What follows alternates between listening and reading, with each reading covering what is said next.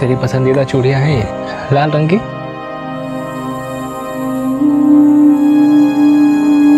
किसी को कुछ भी करने की जरूरत नहीं, मैं खुद कर लूंगा सब कुछ।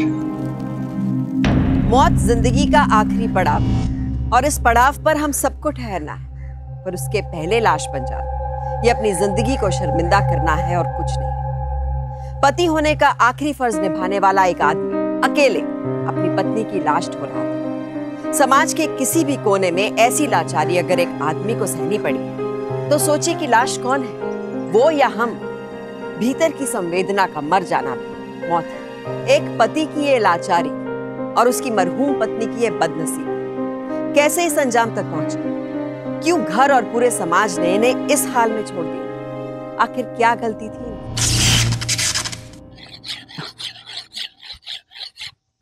अरे क्या कर रहे हो आप? अरे उठिए, कुछ ढंग के कपड़े पहनिए। आपका बेटा आ रहा है आपकी बहू को लेकर। क्या आई? मैंने मना किया था ना उसे आने के लिए। बड़ा शहर गया है। शहर काम करने के लिए गया था या शादी करने के लिए? उसे फोन करो और बोलो तो आया है तो वापस आ जा। गोविंद, तुम ना खामखा खुद भी डर रहे हो और मुझे भी डरा रहे हो। सोचो ना, अगर तुम्हारे घर में कोई प्रॉब्लम होती तो क्या तुम्हारी माँ इतनी खुशी खुशी मुझसे फोन पर बात करती? रवि वो माँ है, लेकिन बाबा को तुम नहीं जानती। मुझे डर है बाबा कहीं तुमसे कुछ कह ना दे। मुझे पता है तुम बार बार ऐसी बातें कर रहे हो क्योंकि तुम मुझे अपने घर ले जाना ही नहीं चाहते। नहीं ध्रुवी, मैंने कहा ना ऐसी बात नहीं है। तो फिर कैसी बात है बताओ? कोई बात नहीं है, ले आए हैं ना घर। ठीक है, देखो ना कितना खूबसूरत है तुम्हारा गांव।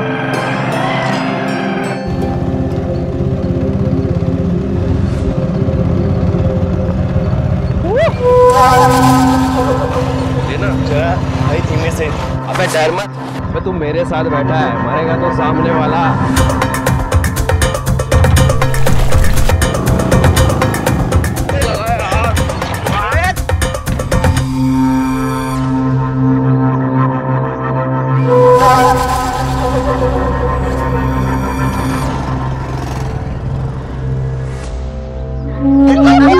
दिखाई नहीं देता? चुप चुप, ये शहर नहीं है गांव है, ये ऐसे नहीं बोलते यहाँ। अरे चूक त्यांची आहे आणि तू मला कब करतोय? उनकी गलती और तुम मुझे चुप करा रहे हो। देखो ना कैसे चिल्ला रहे थे। हाँ ध्रुवी, लेकिन अब ठीक है ना, चोट तो नहीं लगे ना? चोट नहीं लगी तो? ध्रुवी हमारे लिए जरूरी है घर की लड़ाई लड़ना, वहाँ की लड़ाई लड़ना ज्यादा जरूरी है, ये नहीं। ठीक है, संभाल के चलाओ, चलो। भद्रं पक्षमाक्षभी अजरताः श्रीरङ्गस्तु वासस्तनुभिः भयं दवैदं यदायु ओम स्वस्त शुभाश शुभाश।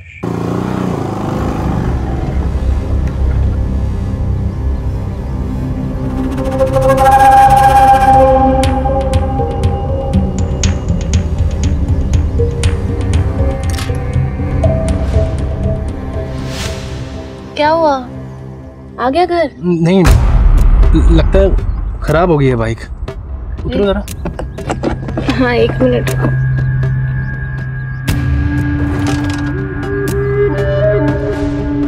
लगता है खराब हो गई है। ये लो, इसको भी अब भी खराब हो। एक काम करते हैं, पैदल ही चलते हैं, पास में ही है घर। ठीक है।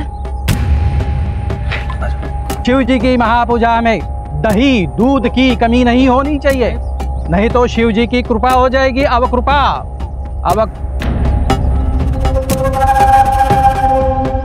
अरे गोविंद, कह रहे हर मात चल रहा है का तुम्हारा लोकांना हैं? सामने से जा रहे हो, ना नमस्कार ना राम राम, ऐसे ही निकल जा रहे हो। माफ कीजिएगा पंडित जी, नमस्कार। लगता है बहुत दिनों के बाद आए हैं गांव में, इसलिए गांव के तौर तरीके रीति रिवाज सब भूल चुके हो। बहुत पर निकल आए ना तुम्हारे। मैंने सुना है शहर में जाकर शादी कर ली तूने। जी। बाइको करे तुझे? जी। अबे पीछे हट नालायक। देखने तो दे दुल्हन को, बड़ी अच्छी बात है। शादी करके आए हो। अब सुन, घर पे जाके तेरे बाप को मेरे पास भेज देना, काम है। जी पंडित जी। निकल, उतरेंगे नहीं ये लोग। रुको जरा, मैं स्टार्ट करके देखता हूँ जरा। इतना बदतमीज आदमी था, इतना बड़ा होकर भी इतनी बदतमीजी से बात कर रहा था। नहीं ध्रुवी, उनकी बात को बुरा नहीं मानते, बड़े हैं ना, पापा की उम्र के हैं, वो ऐसी बात करते हैं मुझसे। ठीक है चलो। अरे ये तो हो गई चालू। अरे ये ऐसे कैसे शुरू हो गई? लगता है गर्म हो गई होगी। हाँ बैठो बैठो। हाँ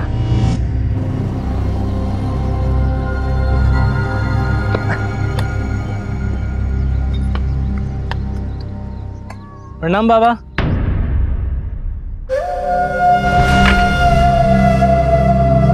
माँ माँ माँ, ये ध्रुवी। सुखी रहे बेटा, जीती रहो। भाभी, जितना सोचा था उससे भी बहुत सुंदर हो आप। मी सुगना।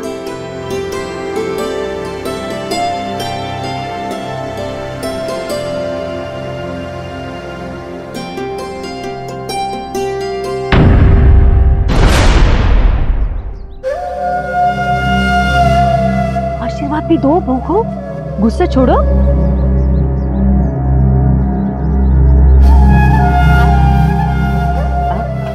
आप इधर आ। आजा बेटा, अच्छा इतने दूर से थकी हारी आई है ना, बैठ खाना खा ले। हाँ मैं अभी परोसती हूँ तुझे।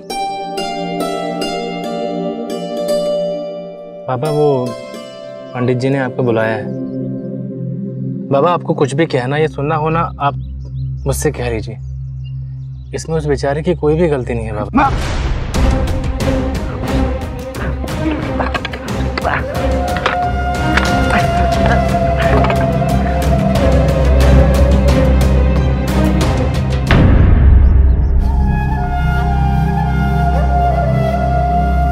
बैठा।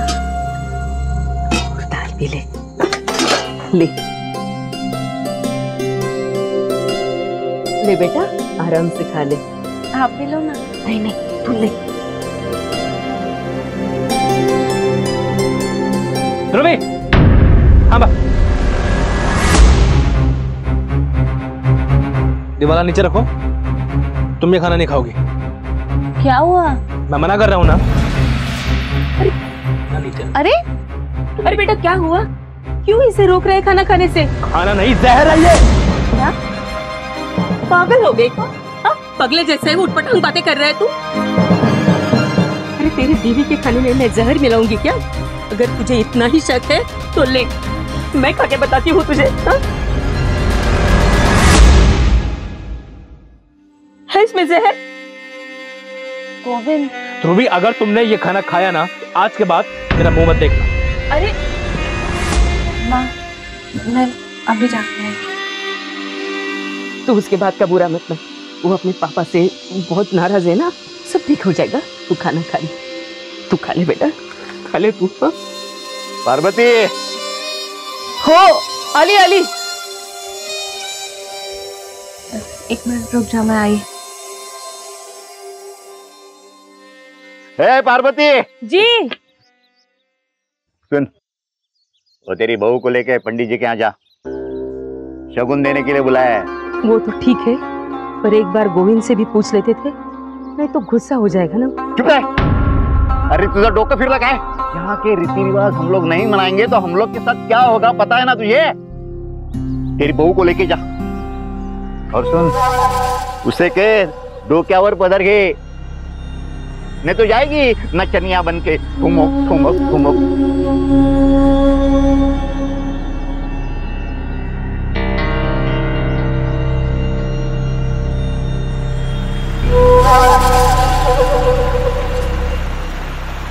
अरे उसके पास जाना है अपने को, सरपंच के पास, ठीक है ना? गोविंद की बाइक को। यार गोविंद की बाइक को तो बड़ी करारी लग रही है। हाँ मुन्ना सही कहता है। शहर का इम्पोर्टेड माल है। अब क्यों मौसी, वो शगुन मांगने आई हो? हाँ, वो पंडिताइन जी को बुला दो। हाँ जा, हाँ जी, माँ को बुला ले। चल।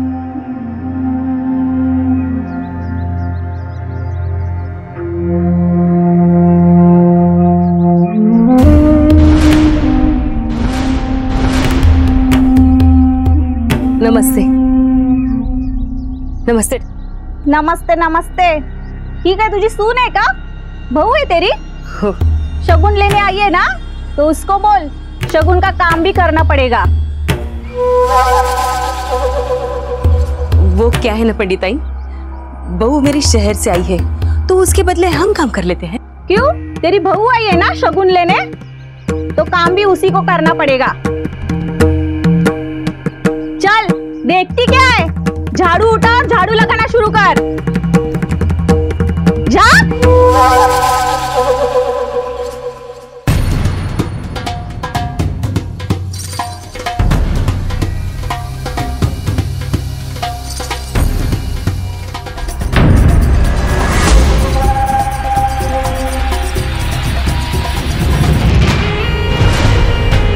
झाड़ू लग बेटा, ये ना इस गांव का रिवाज है।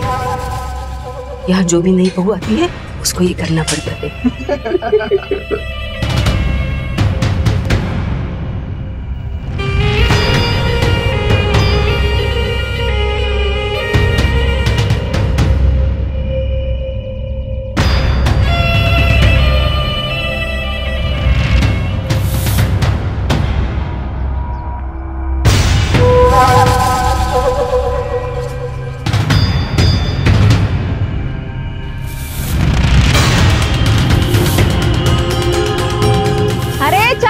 जल्दी जल्दी चल और पूरा साफ कर दे।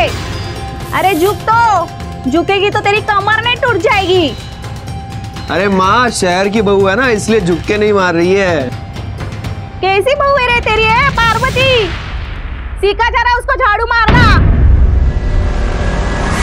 अगर पोरी वक्त खाली जरा।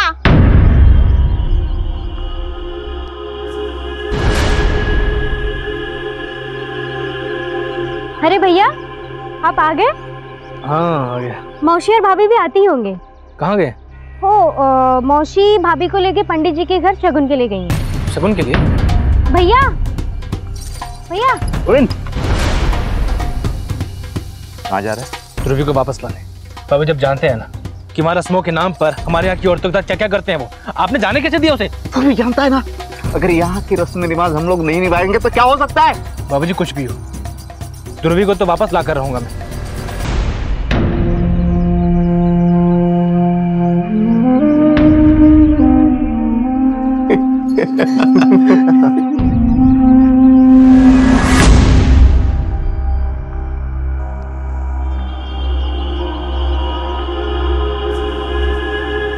पंडिताई, इसने अपना काम कर दिया है, इसका शगुन भी दे दो।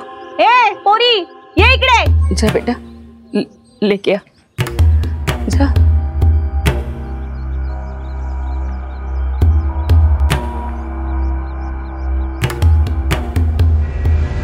छुएगी क्या? बाजवान, ये ले तेरा शगुन।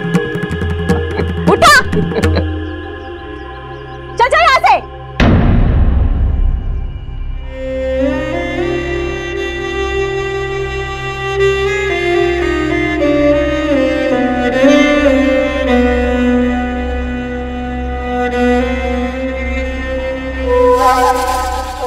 बाप, तेरी माँ, तेरी बहन, इनके साथ भले कुछ भी हो, तेरे कोई फर्क नहीं पड़ता, कुछ फर्क नहीं पड़ता। अरे पड़ेगा कैसे? तू बाइकों को लेके शहर जाएगा और यहाँ हम लोग सुस्ते रहेंगे। लेकिन बाबा जो तुझे पता है ना यहाँ के रीति रिवाज कैसे, फिर उसे क्यों लेके आया तू? बोलना, क्यों लेके आया?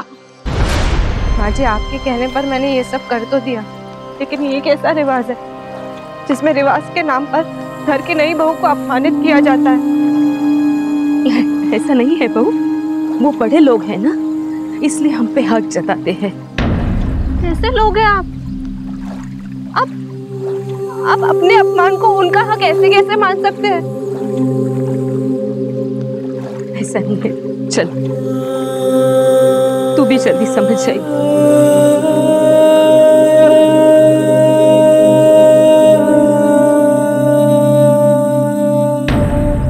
ध्रुवी, ध्रुवी, क्या हुआ वहां पर? ठीक है, शगुन के नाम पे बीवी के अपमान का पैसा।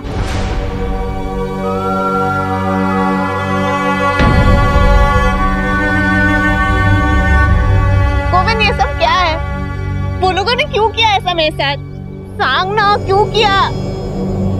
क्योंकि हम ना नीच जाति वाले लोग हैं इसलिए, और वो लोग ऊंची जाति वाले लोग हैं। तुम शहर में रही हो ना, मैं बचपन से ये सब झेलता आ रहा हूँ। उस दिन कोई हमारी बाइक खराब नहीं हुई थी, बाइक बिल्कुल ठीक थी। लगता है खराब हो गई है बाइक। तो क्या है ना कि ऊंची जाति वालों के सामने से कोई छोटी जाति वाला बाइक पे बैठ के नहीं जा सकता है, बाइक से उतर के ही जाएगा हमेशा। इसलिए मैंने नाटक किया था बाइक के खराब होने। और मैं जो तुमको खाना खाने से रोक रहा था ना, वो मैं इसलिए रोक रहा था कि वो खाना उन लोगों का झूठन था। उन लोगों के घर जब भी उत्सव होता है ना, तो उनका झूठा हम लोगों को खाने के लिए भेज दिया जाता है। इन लोगों ने ना मान लिया है कि हम सब लोग उन लोगों के झूठन हैं। गोविंद,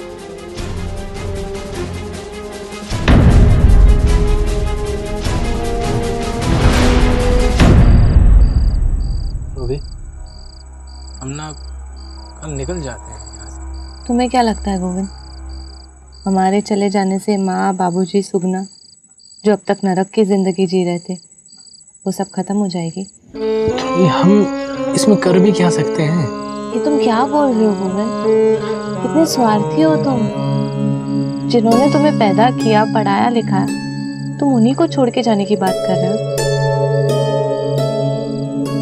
नहीं गोविंद, जब तक ये सब खत्म नहीं हो जाता ना, हम यहाँ से कहीं नहीं जाएंगे। भाभी, खरं सांगू तर जूठा खाना, गाड़ी से उतर के पैदल जाना, ये सब हमारे लिए आम बात है। आखिर हम छोटी जात वाले हैं ना, ऐसे ही करते आ रहे हैं।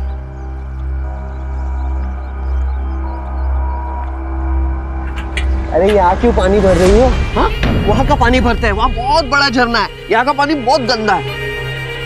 मेरी गाड़ी पे चलते हैं ना। तुम बदतमीज हो। कल अगर तुम्हारी माँ मेरा हाथ छू लेती तो वो अपवित्र हो जाती, और अब कहाँ गई तुम्हारी पवित्रता? हाँ भाभी, चले यहाँ से जल्दी। छोड़ो मुझे, छोड़ो। ये तो अकड़ निकालूंगा मैं।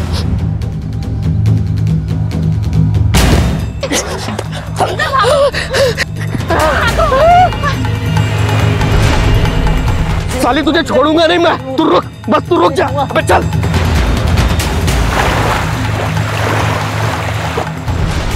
भैया, गोविंद, भैया, भैया, हम पानी भरने गए थे, वो दो लड़के वो वापस आए, उन्होंने हमें छेड़ने की कोशिश की, उन्होंने बहुत बदतमीजी की। हम यहाँ नहीं रह सकते, कुछ करो। ध्रुवी, ध्रुवी, ध्रुवी, हम अभी यहाँ से निकल रहे हैं, हम नहीं रुकेंगे अब, ठीक है? अब नहीं रुकेंगे।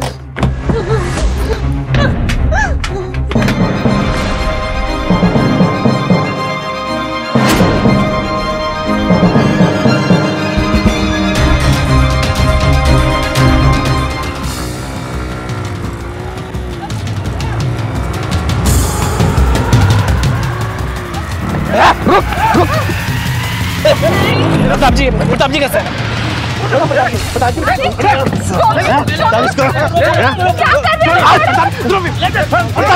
लेके आओ उसको इधर।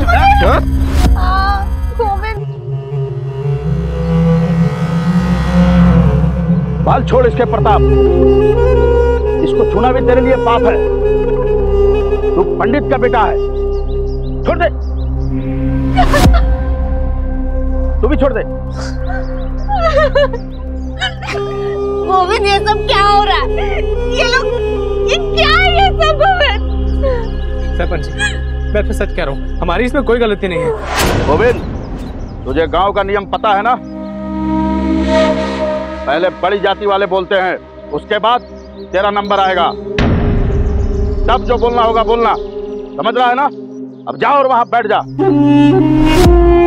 लड़की तू भी जा।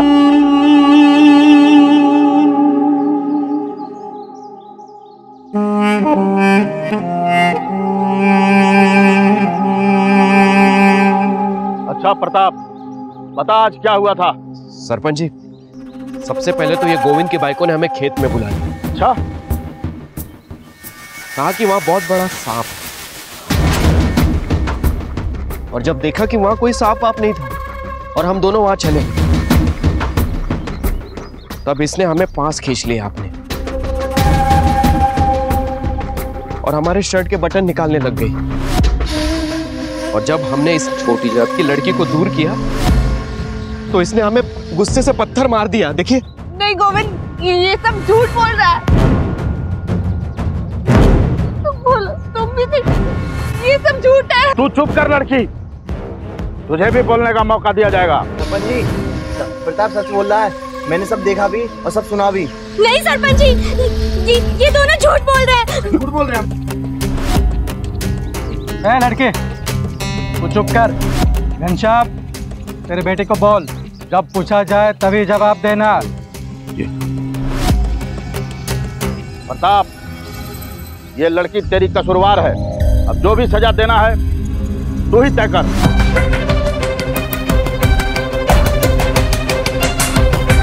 इसे कहिए कि आज के दिन बैल की तरह हल जोतकर पूरे दिन हमारी खेत में काम करे।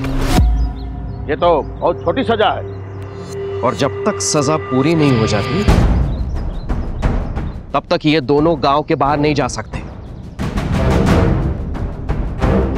ये आप लोग क्या बोल रहे हैं? जिसने मेरे साथ बदतमीजी की उसे बोल रहे हैं कि मुझे सजा दे। गोविंद तुम बोलो ही नहीं, मैंने कुछ नहीं किया। बस कर तुमने, बहुत हो गया। हमारे यहाँ कोई नहीं सुनेगा। यहाँ पर गलती कोई भी करे, सदा कोई भुगतेगा तो वो होगा छोटी जात वाला।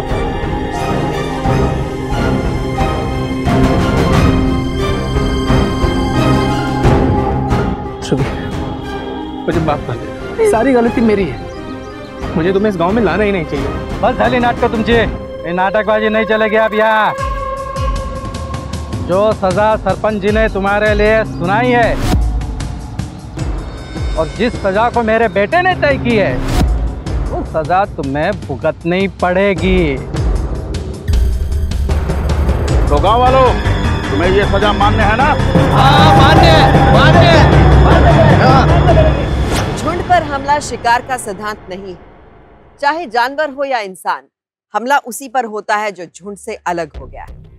हिम्मत के साथ एकजुट रहने वाले लोग एक किले की तरह हैं, जिन्हें अपराध कभी भेद नहीं सकता। ध्रुवी का अपमान और उसके साथ हुआ अपराध सामाजिक तौर पर इस घटिया हद तक गया तो ठहर कर सोचिए कि सहने की हद क्या है। जाति के आधार पर किसी भी तरह का भेदभाव अपराध है। जाति और अपमान सहने की बजाय अगर ध्रुवी को उसके समाज और परिवार का साथ मिलता तो ऊंच नीच की एक घटिया सोच ध्रुवी की जिंदगी पर भारी नहीं पड़ती।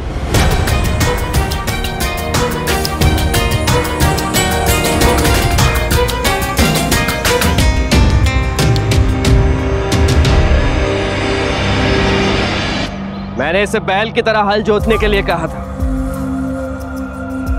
और बैल कभी कपड़ा पहनकर काम नहीं करता। ये क्या बोले जा रहे हैं? और आप लोग क्या सुन रहे हैं? ये अगर मेरी बीवी है तो आप लोगों की बहू भी तो है। चल हट बे। भाइयों, मैं तो सरपंच जी के आदेश का पालन करूंगा, बस। हम आपको ऐसा नहीं करने देंगे।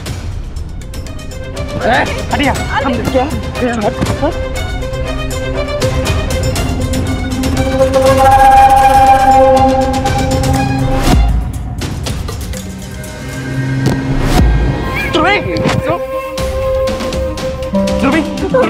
मारे से क्या हुआ है?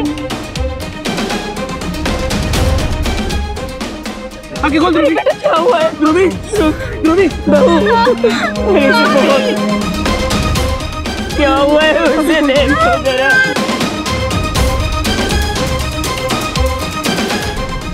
अरे क्या हुआ है मेरे भाभी? अरे हाँ देखो देखो डॉक्टर साहब है।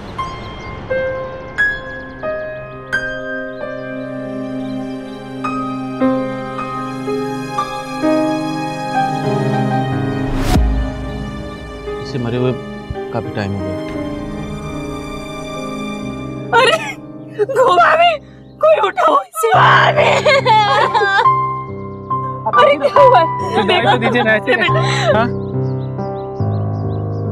अरे देखो क्या हुआ है? ध्रुवी, ध्रुवी, आंखें खोल ना। ध्रुवी हम चलते हैं, हम चलते हैं, गाँव से चलते हैं।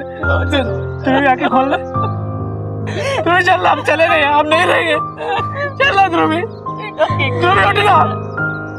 भैया मेहंदी को उठाओ भैया, मार डाला।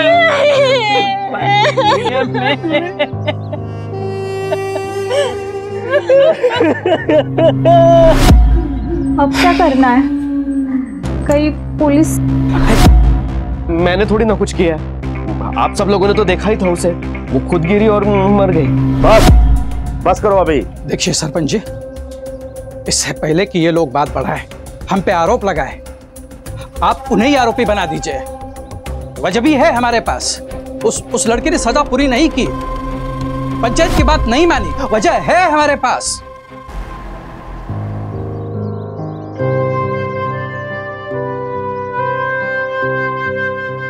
गोविंद, तेरे भाईको का अंतिम संस्कार करना है, जा पंडित को बुला के ले आ। जिसके लड़के के चक्कर में मेरी बीवी की जान गई, अब उसके पास जाके संस्कार की भीख मांगो। उसके सिवाय कौन कर सकता है? हम लोगों को तो विधि विधान कुछ आता ही नहीं, पंडित ही उसका क्रियाक्रम करेगा। जा बेटा, ले आ उसे। सरपंच जी, पंडित जी, जे काय झालं उसे भूल जाइए। इसके बाइकों के अंतिम संस्कार करने के लिए आ जाइए पंडित। नहीं नहीं घनश्याम, नहीं, चाचा बाइको नहीं, इसके बीबी ने गलती की है, और ऐसे औरत के अंतिम संस्कार के लिए हम कभी नहीं आएंगे। जी आप जानते हैं गलती आपके बेटे ने की है, और सजा मेरी बीवी को मिली। गोविंद चुप हो जा। गोविंद, अपनी जबान पे लगाम दे। घनश्याम समझा? माफ कर दो बच्चे। नहीं घनश्याम नहीं, तू बीच में मत पड़, समझा तेरे इस नादान बेटे को। तुम छोटी जाति वाले हमारे बिना कोई संस्कार नहीं कर सकते क्या? आप संस्कार नहीं करेंगे तो क्या मेरी बीवी का संस्कार नहीं होगा? मेरी बीवी का संस्कार मैं खुद करूंगा। गोविंद, पागल हो गया है क्या? सरपंच जी, माफ कर दो सर, बच्चा। अरे काय माफ कर दो? शाम,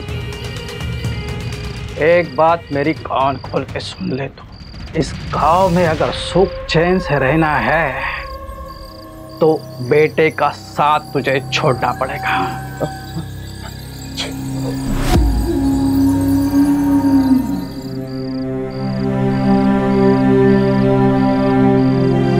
पार्वती, पार्वती, अरे बुद्धि।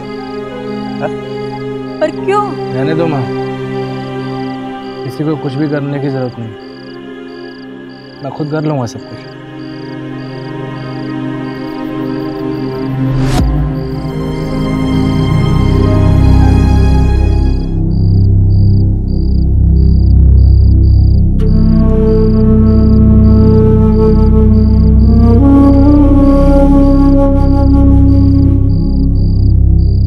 कोई बात नहीं ध्रुवी, मैं हूं ना, मैं करूंगा तेरा श्रृंगार। तेरी पसंदीदा चूड़ियां हैं ये लाल रंग की।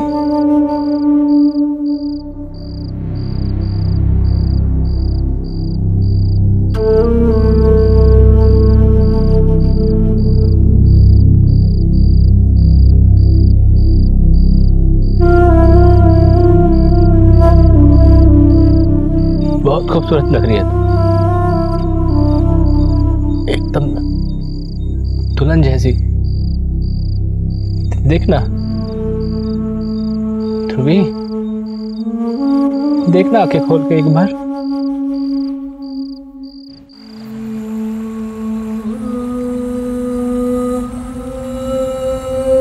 देखो ना कितना खूबसूरत है तुम्हारा गांव।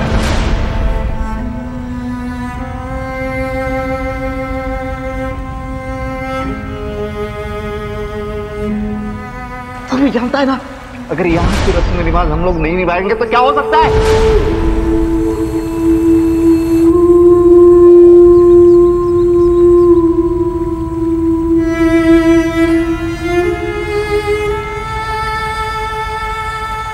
गोविंद, ये सब क्या है? वो लोगों ने क्यों किया ऐसा मेरे साथ? सांग ना, क्यों किया?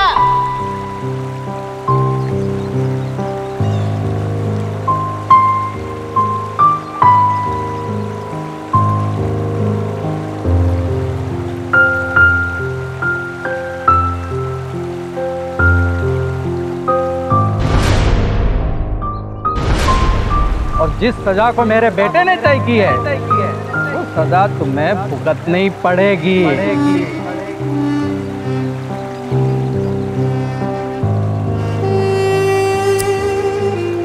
और जब तक ये सजा पूरी नहीं होती तुम इस गांव से बाहर भी नहीं जा सकती हो।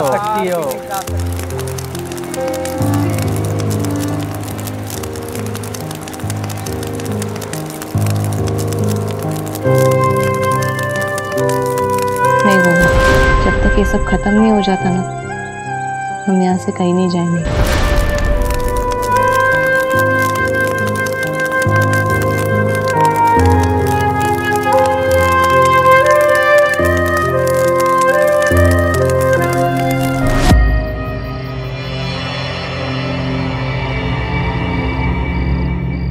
रुको,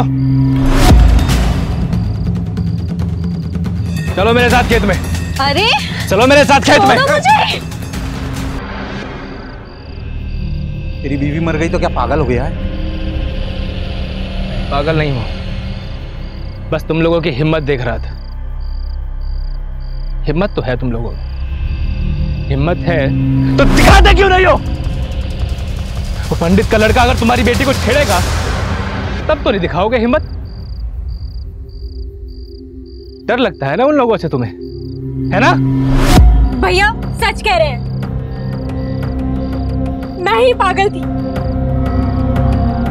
जिंदगी भर डरती रही, घुटती रही अपने ही अंदर। मेरी इस डर की वजह से भाभी की भी जान चली गई।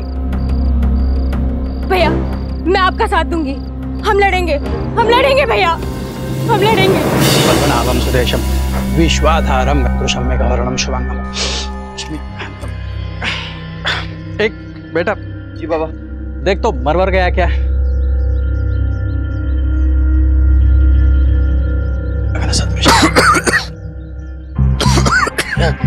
हाँ बाबा, लग रहा है शायद मर गया है, बहुत बास मार रहा है। हे भगवान, अरे जा बस्ती से किसी को बुला के ला, उठा लेगा।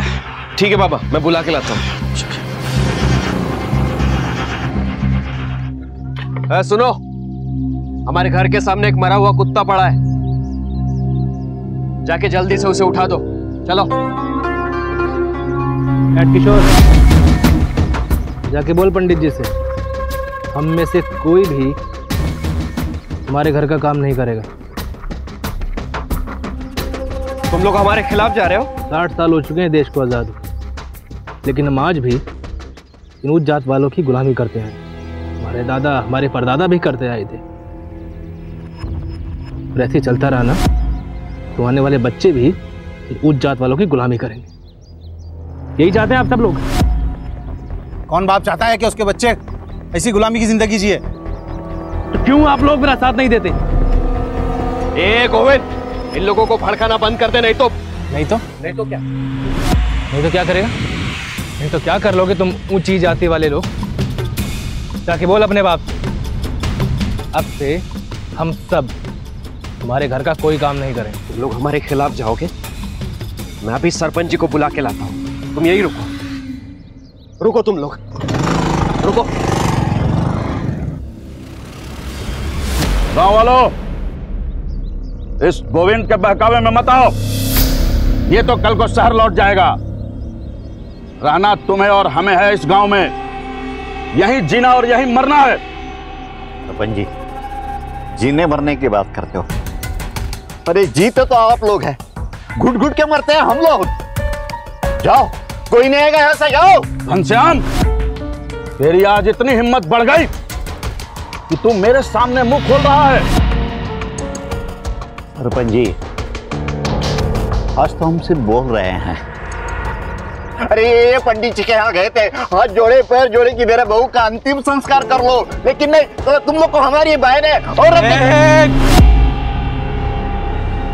बहुत बोल लिया तूने।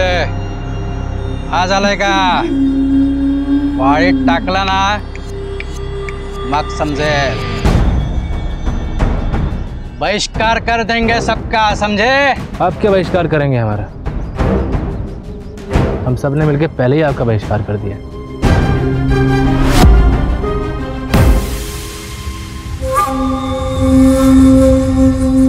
अरे पंडित जी, अब तो रास्ते से चलना फिरना भी मुश्किल हो गया है। देखो पंडित जी, मेरी बात मानो, अब एक ही रास्ता है। क्या? तुम चलकर गांव वालों से माफी मांग लो। माफी? हाँ। और मैं? कतई नहीं। सुना काका जी? अरे पंडित जी और सरपंच जी और उनके साथ सभी ऊंची जाति के लोग बहुत परेशान हैं। देखा आप लोगों ने, हम जब उनका काम नहीं करते हैं तो वो हमारा हुक्का पानी बंद करने की धमकी देते हैं, और आज हम जब एक साथ हुए हैं उनका सांस लेना भी मुश्किल हो गया। अरे काय झालं? वो दिखता नहीं क्या कुत्ता मरा पड़ा हुआ है? उसकी बदबू से तो मैं मर ही जाऊंगी।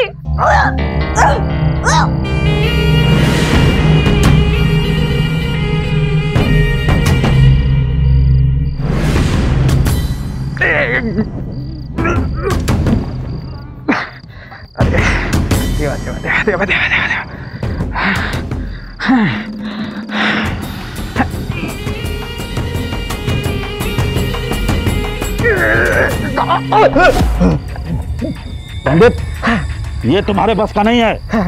मेरा कहना मानो और गोविंद से जाकर माफी मांग लो।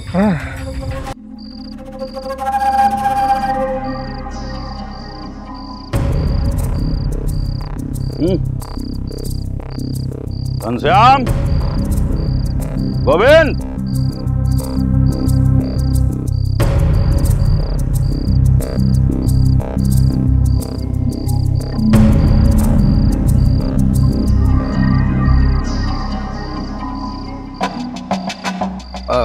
देखो भाई, हमसे अगर कोई भूल हो गई हो तो हमें माफ कर दो।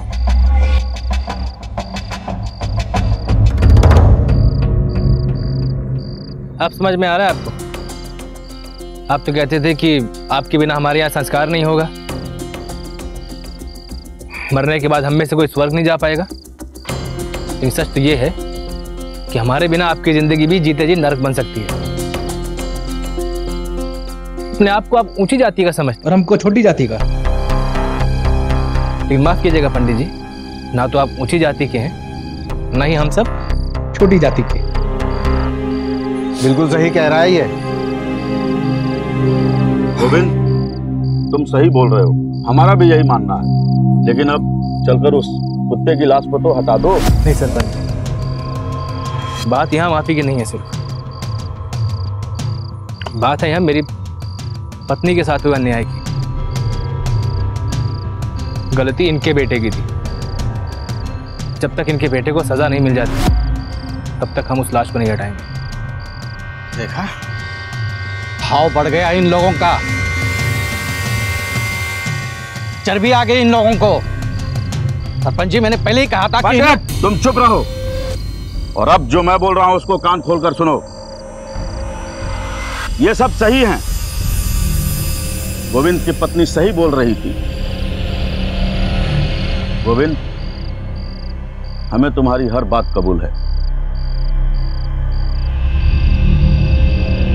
मगर सरपंच जी,